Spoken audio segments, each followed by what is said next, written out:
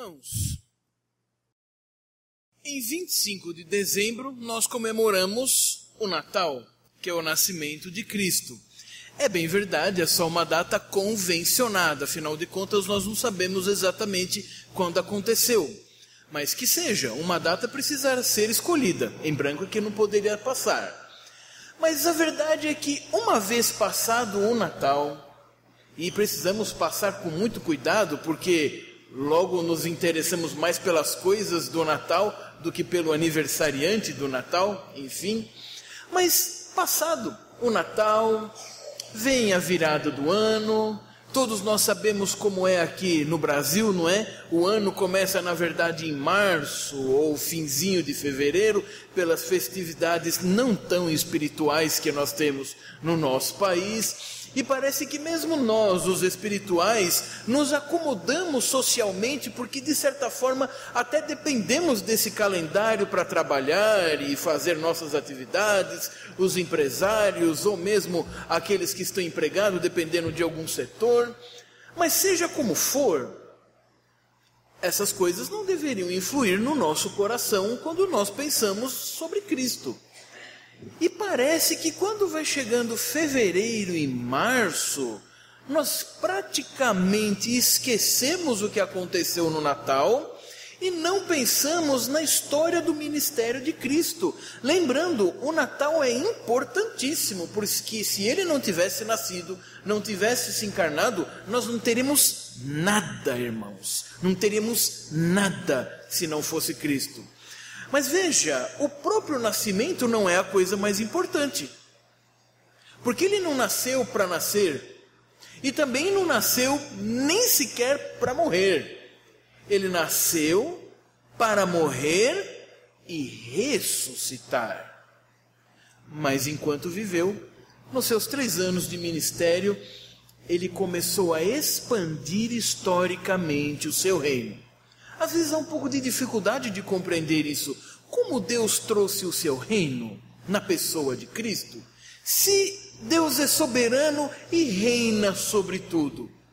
Então veja, na verdade a expressão é boa, nós é que não percebemos. Ele não veio criar o reino. Ele não veio iniciar o reino, nem mesmo aqui na terra. Ele veio manifestar o reino, que sempre existiu na eternidade e de uma forma histórica, na história do decorrer do homem e sua transformação, seus eventos históricos, esse reino foi ficando cada vez mais visível. Veja lá no Antigo Testamento, por exemplo, não havia sequer um povo. Precisou que uma etnia fosse reunida e retirada de um lugar, para então, como povo, se transformar em nação, mostrando a organização de Deus. E essa organização deveria ser luz para os povos. Isto é, o próprio Israel do Antigo Testamento já era uma maneira do reino de Deus começar, ainda que mais lentamente, a se manifestar para a criação. Porque com a queda, irmãos, não havia problema com o reino. Mas com a queda, a separação e a dificuldade de se conhecer a Deus, Cristo, o Espírito Santo, suas ações e reconhecer que você precisa estar nesse reino, foi preciso que Deus agisse assim na história. E então, quando a maior revelação de Deus acontece, que é Cristo, já nos diz assim, Hebreus, porque ele falou de muitas formas, de muitas maneiras, aos ancestrais, aos nossos pais, pelos profetas, mas agora nos fala mais especificamente através de Cristo. E às vezes nós nos preocupamos apenas com o conteúdo da mensagem, que é muito importante. Mas essa mensagem e a sua atuação ia manifestando o reino. Ora, irmãos, se você quer ver como é que está realmente uma mesa limpa, com uma luz de vela não é suficiente. Uma mesa branca na luz de vela parecerá cinza ou bege, e talvez a uma primeira olhada ela estaria muito limpa. Mas se você coloca uma luminária, já melhora. Você vê que aquele bege era mais fruto da chama do que da cor da própria mesa, e a sujeira mais grossa vai aparecendo. Agora, se você colocar uma luz realmente potente, claro que não ofusque os olhos, mas que seja realmente potente, então, sem sequer testar com a mão, só de olhar, você já vê se aquilo está limpo ou não. Isto é, aonde a luz chega, e quando cada vez ela chega mais, com mais intensidade e mais presentemente, as coisas de como estavam vão aparecendo. Há uma lei da física, ainda que haja um pouco de relatividade nisso, mas vamos ficar com o conhecimento geral. Dois corpos não podem ocupar o mesmo espaço ao mesmo tempo, pelo menos em via de regra. Isto é, aonde chega alguma coisa, naquele lugar, o que vai acontecer com a que estava lá? Necessariamente vai ter que se mover de lugar. Esta é a manifestação do reino. Liturgicamente, nessa época do ano, antes que nós cheguemos até a Páscoa, nós estamos exatamente nesse momento.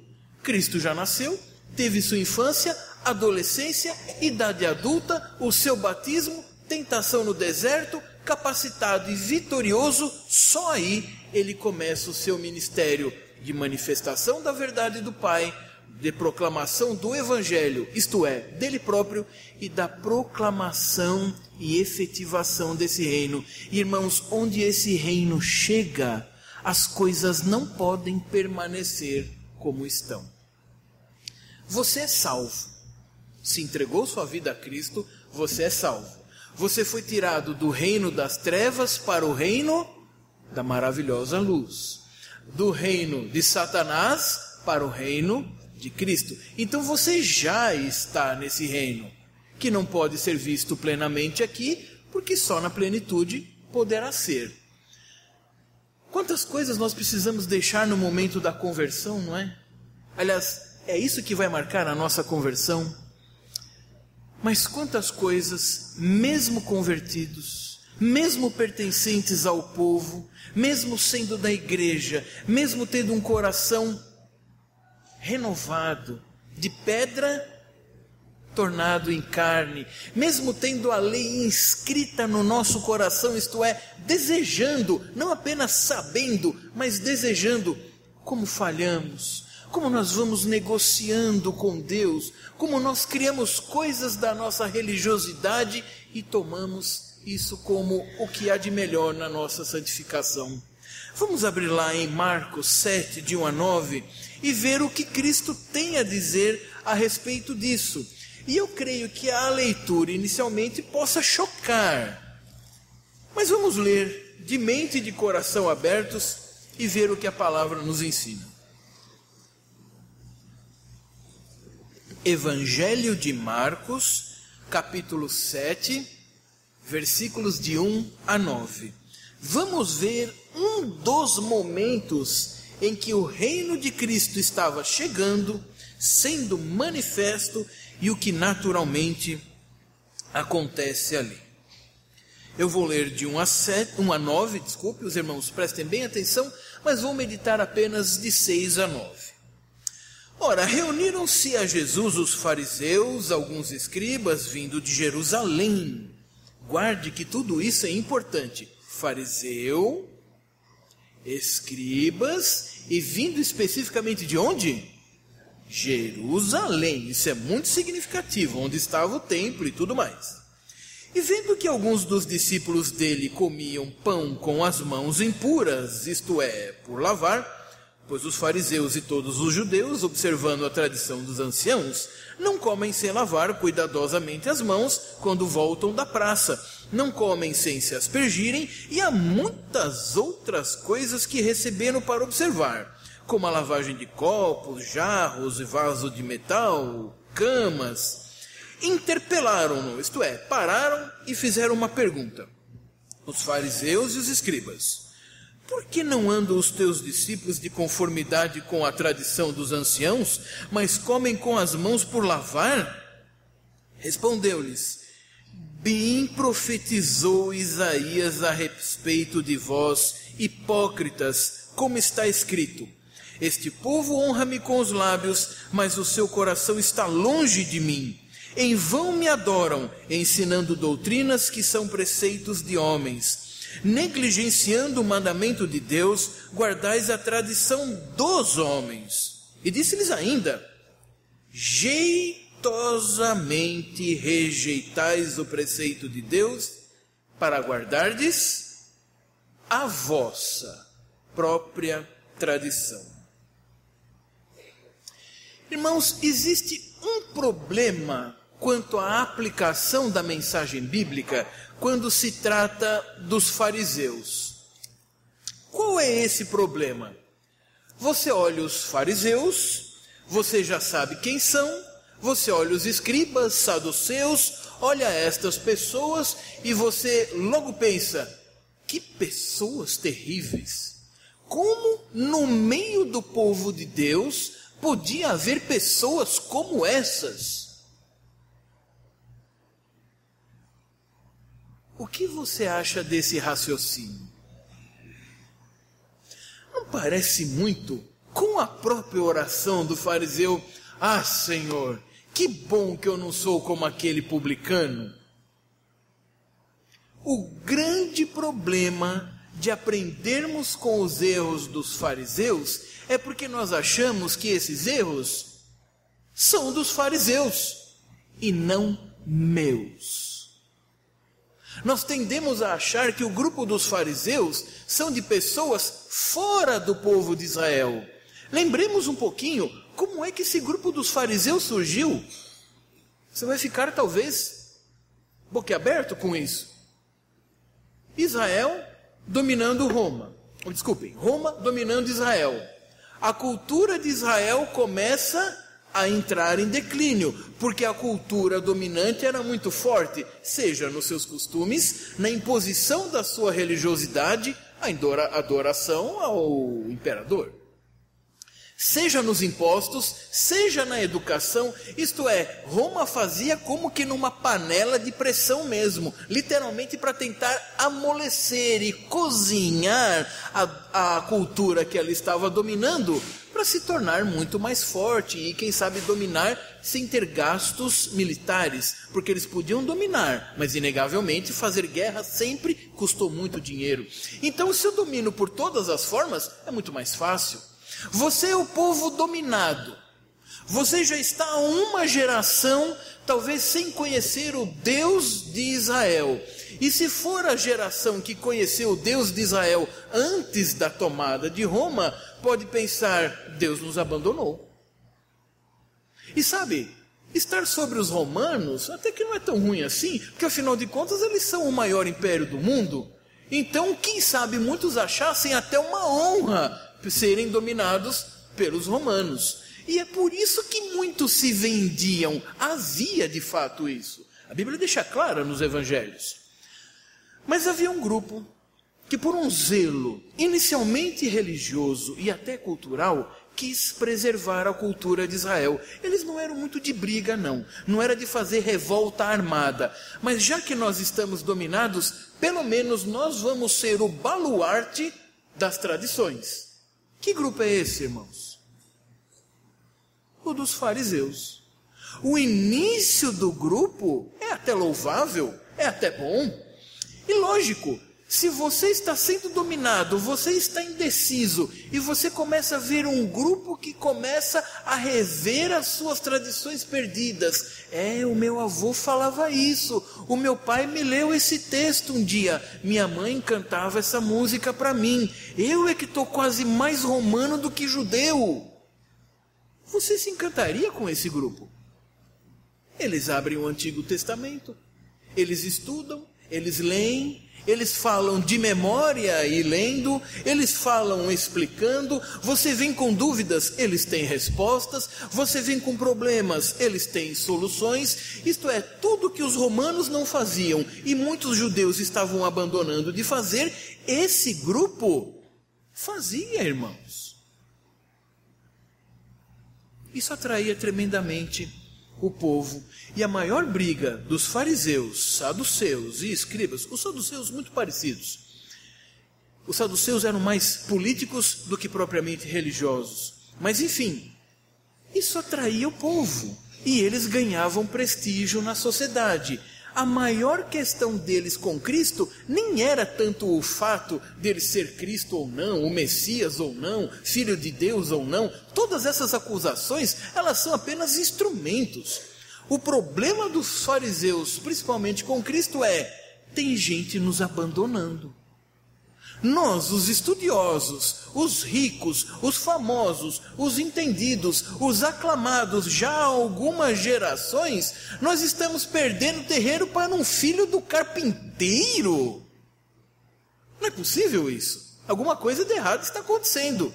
E pior, começam as acusações: esse carpinteiro não é só carpinteiro, um pobre com uma filosofia. Ele diz que é filho de Deus.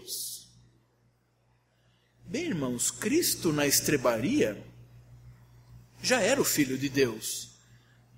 E foram reconhecê-lo. Lembram-se?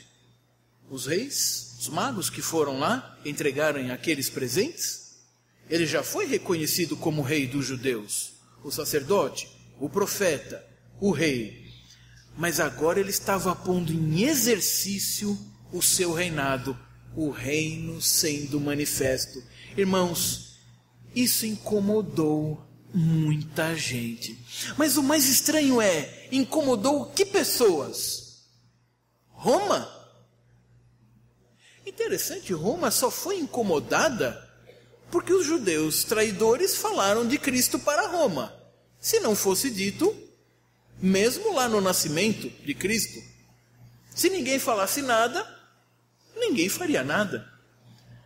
Os principais foram os da casa, os filhos. Mas uma coisa nós não podemos esquecer, irmãos: pessoas criadas nas tradições e pertencentes ao povo. Inclusive, é por isso que nós podemos nos identificar sem nenhuma forçação de interpretação com os fariseus, porque os fariseus eram do povo. Muito embora não reconhecessem a Cristo, é óbvio, isso é uma grande diferença. Mas vamos abrir lá em Isaías 29:3. Não tinha o nome de 29:13. Não tinha o nome de fariseus, mas o povo está lá. Isaías 29:13. Lembra-se do texto que nós lemos agora no Evangelho? Quando é dito: bem vos profetizou.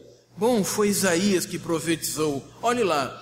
O Senhor disse, Isaías 29:13: visto que esse povo se aproxima de mim com a sua boca e com os seus lábios me honra, mas o seu coração está longe de mim, e o seu temor para comigo consiste em mandamentos de homens que maquinalmente aprendeu.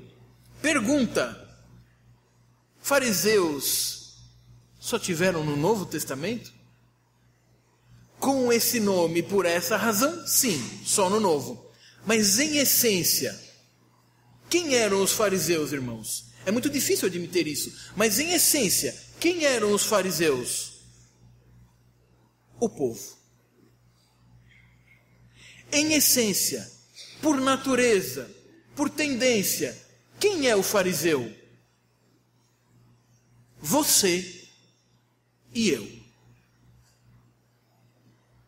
Então eu creio que a aplicação desse texto muda completamente de figura e de objetivo. Não existe Cristo, os discípulos, eu e os fariseus. Apenas existe Cristo e os homens. Inclusive comigo, nesta mesma hipocrisia. Vamos ver lá no versículo 6.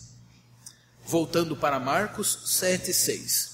Bem profetizou Isaías a respeito de vós, hipócritas, como está escrito. Quando nós ouvimos a palavra hipócrita, nós temos uma tendência muito rápida de pensar de que apenas é alguém falso.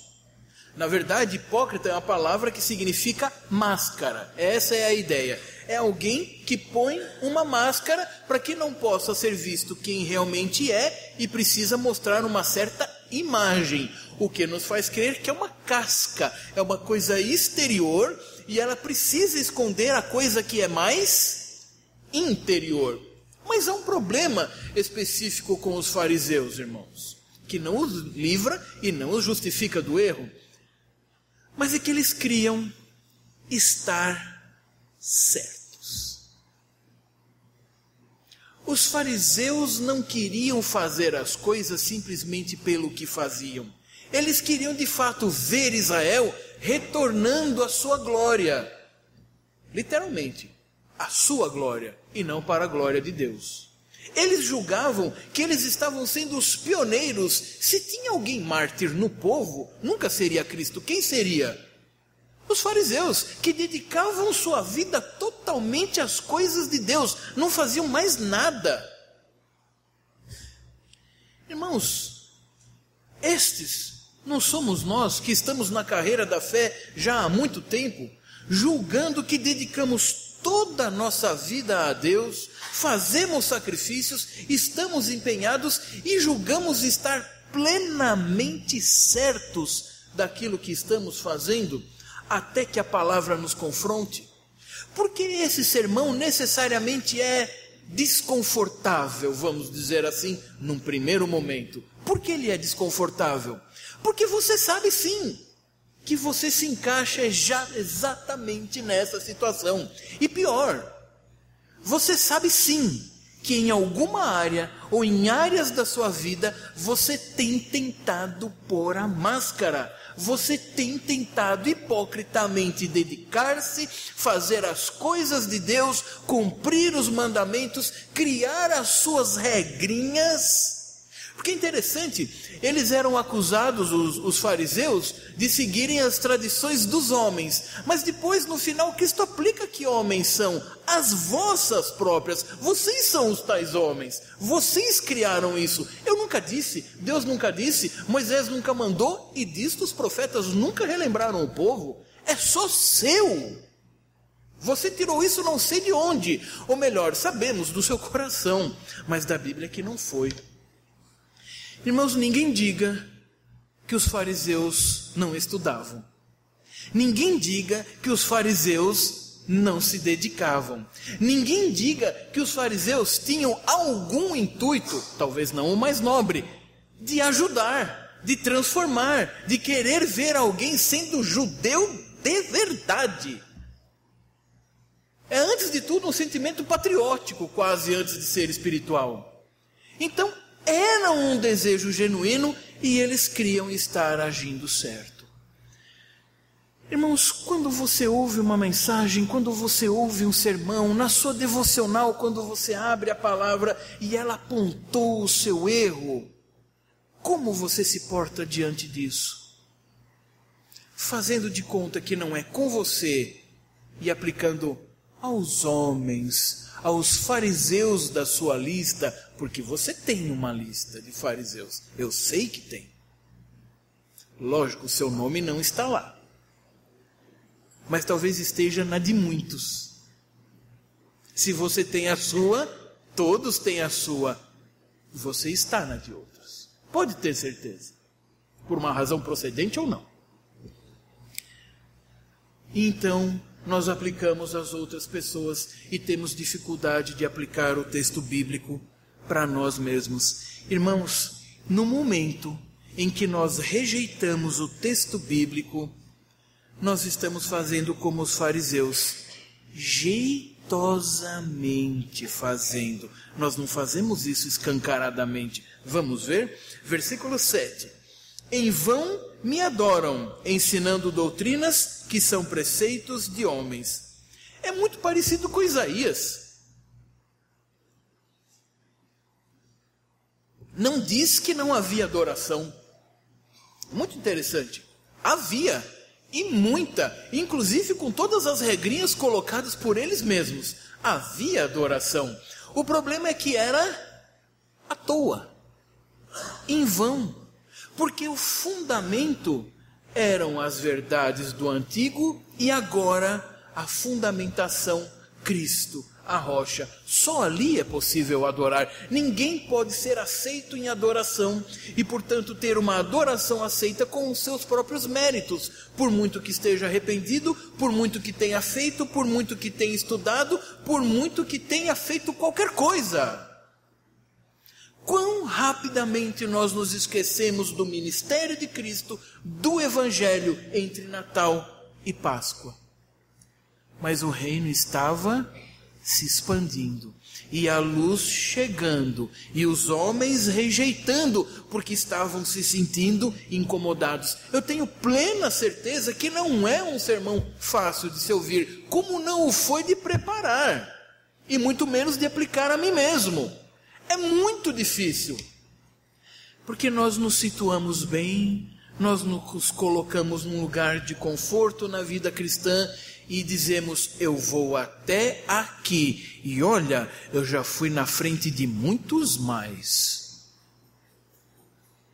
E rapidamente nós queremos o seu conforto. Quem aqui já sofreu a dificuldade de bater o carro, sabe o que significa. Correndo tudo bem. A parte que bateu, seja você ou outro, não houve briga, não houve insulto. A parte prontamente assumiu, seja o outro, você correndo tudo bem. Os irmãos já concordam que é muito chato?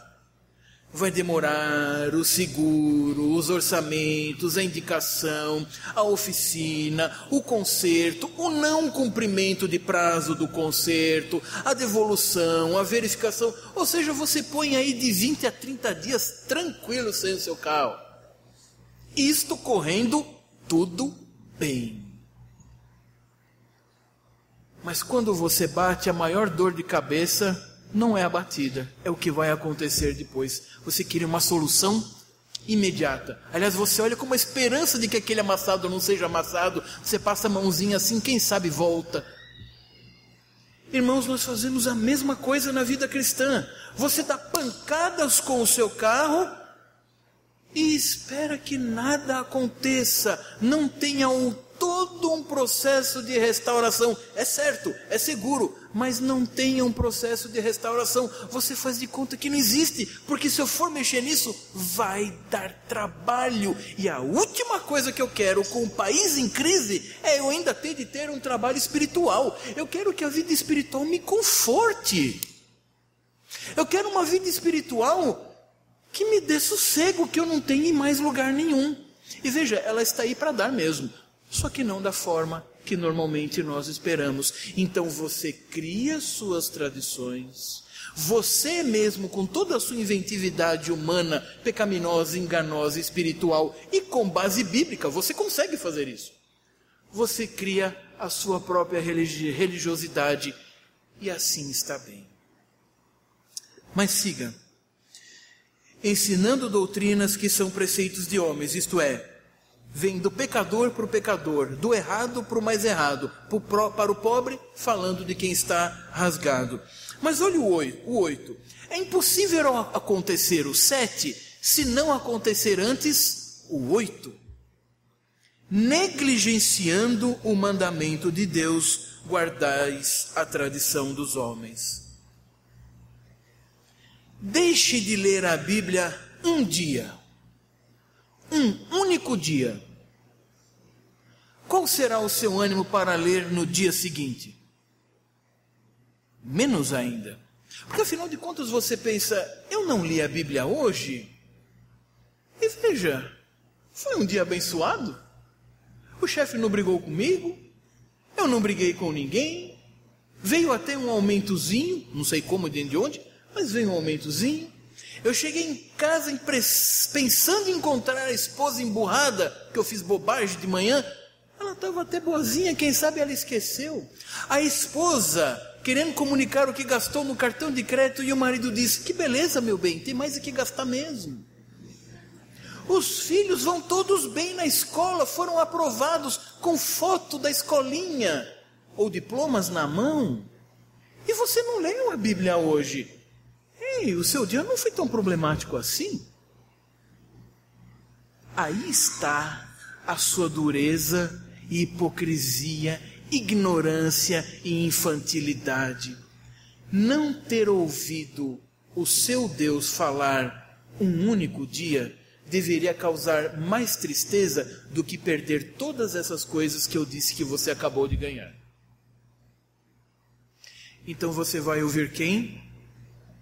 A tradição dos homens. Não precisa tanta dedicação. Vamos com calma. Não é assim como se diz lá. Não é assim como se mostra aqui. Você pode ir administrando. Essa área é assim mesmo. Deus sabe, o mundo não é perfeito, muito menos você. Cristo já pagou todos os seus pecados mesmo. Vá fazendo como pode. Não é exigido perfeição aqui. E você vai contemporizando e criando as suas tradições. Você já disse onde Deus perdoa e aonde Ele nem precisa perdoar na sua vida. Porque o seu pecado certamente é mais limpo e bonito do que o dos outros. Então talvez o seu não precise do castigo divino. Só o seu não. O dos outros sim. O dos outros é ferro e fogo. Mas o seu, Deus é compassivo. Versículo 8, agora o 9. Disse-lhes ainda, irmãos, essa palavra é ótima, principalmente em português, para os brasileiros com o seu jeitinho. Ninguém nega, ninguém renega, ninguém se faz de ignorante abertamente. Como as coisas acontecem? Jeitosamente. Então, jeitosamente rejeitais o preceito de Deus para guardardes a vossa própria tradição. Isto é, vocês querem agradar a vocês mesmos. Irmãos, que palavra pesada, se nós podemos, com toda a base bíblica, infelizmente nos identificar com os fariseus. Mas eu faço uma pergunta decisiva para os irmãos. Em alguma palavra de Cristo, mesmo dirigida aos fariseus, saduceus e escriba, Cristo pisa e não dá nenhuma chance de mudança? Os irmãos já leram isso nos evangelhos? Cristo é confrontado com uma mentira, e ele os confronta ainda mais, porque é luz, com a verdade. Aí o confronto de Cristo procede. Mas sempre Cristo mostra o problema, e qualquer fariseu, como o fariseu Paulo, e outros que temos relatos, poderiam converter-se do seu erro. Em outras palavras, o sermão é duro, é muito duro, porque mexe nos recônditos que nem você quer mais mexer. Mas quem está falando? É Cristo, que está falando para os seus ouvirem, transformarem-se e mudarem de vida e saber que nele, o Cristo que está expandindo o reino, tem plena possibilidade de mexer no que você não quer mexer, de mudar no que você acha que está bom, de começar a cogitar o que você nem imaginava que deveria mudar, e precisa. Ele está com você. Estou convosco todos os dias. Apenas como paralelo, lembram-se na tempestade de Cristo? Com Cristo no barco? Aliás, o que as criancinhas cantam? Com Cristo no barco, tudo vai muito bem. Não diz que não tem tempestade. Mas é interessante, se tornou até uma maneira de falar num ditado brasileiro. Literalmente, os discípulos e Cristo estavam no mesmo barco. Só que eles acharam que Cristo não estava se importando, por isso foram falar com ele. Mas Cristo está com os discípulos na tempestade. Ele está com você agora, nesse momento. Aliás, se você está se sentindo compungido a começar a rever muitas coisas, isto é o sinal do Espírito Santo habitando em você, em Cristo, adorando a Deus na congregação conosco. O seu Salvador pronto a te mostrar o erro e dizer: venha para mim, porque em mim você terá a possibilidade de fazer o que sozinho nem quereria e nem poderia. Então hoje à noite, quando você voltar e pensar nessa mensagem e na sua própria hipocrisia, lembre-se, você tem. Não fuja mais. Você tem. Você precisa acertar. E o Salvador está com você para essa mudança. É difícil, pode ser lenta, burocrática, não é simples, mas Ele estará lá o tempo todo, porque Cristo não acusou pelo prazer de acusar, como seus acusadores faziam, porque as palavras de Cristo sempre eram redentivas, para redimir o povo do seu erro. E nessa noite é assim, Ele fala de maneira a redimir você dos seus pecados e da sua própria hipocrisia, até o fim dos tempos, e lá no céu, onde nunca mais teremos essa tendência. Que Deus nos abençoe, nos acompanhe, nos dirija e motive a revermos e a transformarmos-nos da nossa hipocrisia segundo o poder que vem dele mesmo. Amém.